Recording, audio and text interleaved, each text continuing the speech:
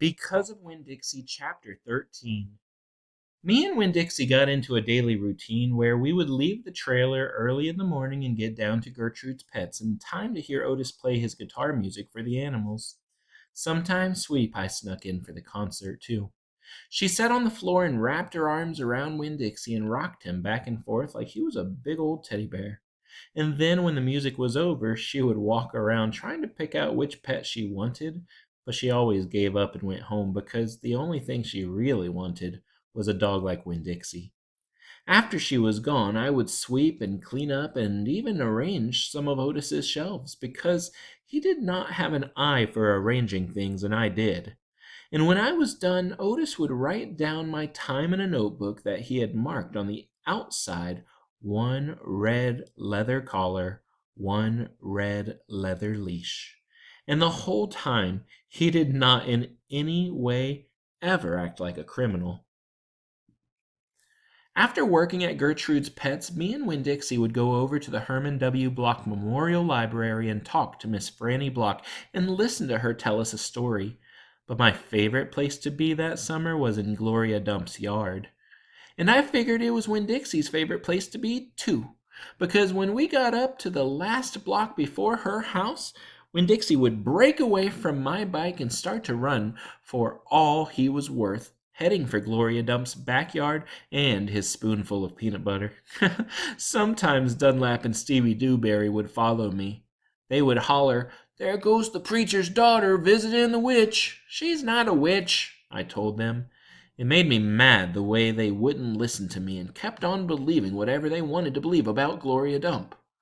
One time Stevie said to me, "My mama says you shouldn't be spending all your time cooped up in that pet shop and at that library sitting around talking with old ladies. She says you should get out in the fresh air and play with kids your own age. Yep, that's what my mama says." "Oh, lay off of her," Dunlap said to Stevie.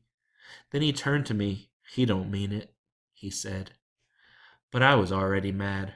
I shouted at Stevie and I said, "I don't care what your mama says. She's not my mama, so she can't tell me what to do." "Ooh, I'm going to tell my mama you said that," shouted Stevie. "And she'll tell your daddy and he'll shame you in front of the whole church. And that pet shop man, he's bad. He was in jail and I wonder if your daddy knows that." "Otis isn't bad," I said. "And my daddy knows that he was in jail." That was a lie, but I didn't care. "And you, well, you can go ahead and tell on me if you want, you big bald-headed baby." I swear, it about wore me out yelling at Dunlap and Stevie Dewberry every day. By the time I got to Gloria Dump's yard, I felt like a soldier who had been fighting a hard battle. Gloria would make me a peanut butter sandwich straight off, and then she would pour me a cup of coffee with half coffee and half milk, and that would refresh me. "Why don't you play with them boys?" Gloria asked me. "Because they're ignorant," I told her. "They still think you're a witch. It doesn't matter how many times I tell them that you're not." "Oh, I think they're just trying to make friends with you in a roundabout way," Gloria said. "I don't want to be their friend," I said. "It might be fun having them two boys for friends." "I'd rather talk to you," I said. "They're silly and mean, and they're boys."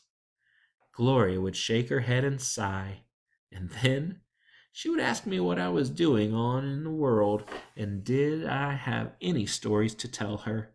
And you know what? I always did.